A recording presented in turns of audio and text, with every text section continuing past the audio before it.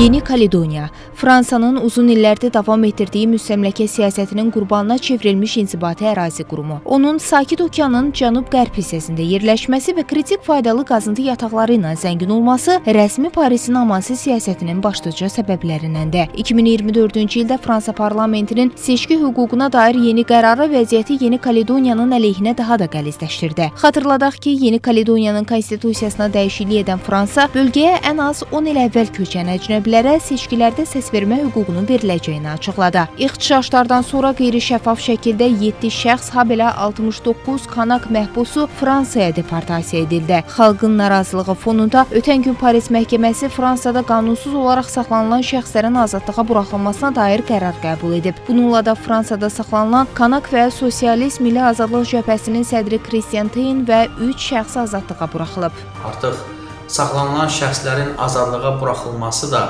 onu deməyə əsas verir ki, Bakı Təşəbbüs Qrupunun fəaliyyəti və beynəlxalq miqyasda həyata keçirdiyi tədbirlər uğurludur, öz nəticələrini verməkdədir və yerli xalqların da müqaviməti, həmrəyliyi, birliyi burada xüsusi diqqətə alınmalıdır.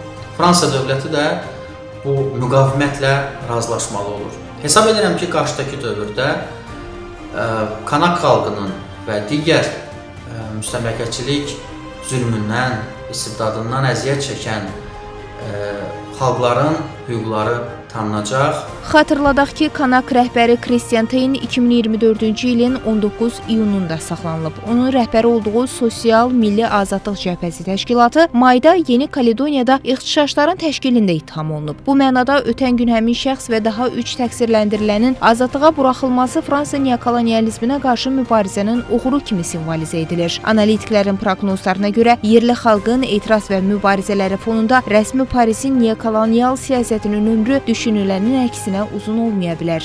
Yeni Kaledoniya əhalisinin mübarizə əzmini qırmağa çalışır Fransa və bu müstəmləkəçilik siyasətini davam etdirir. Düşünürəm ki, indinin özündə və yaxın gələcəkdə də Fransa bu siyasətindən əl çəkməyəcəkdir.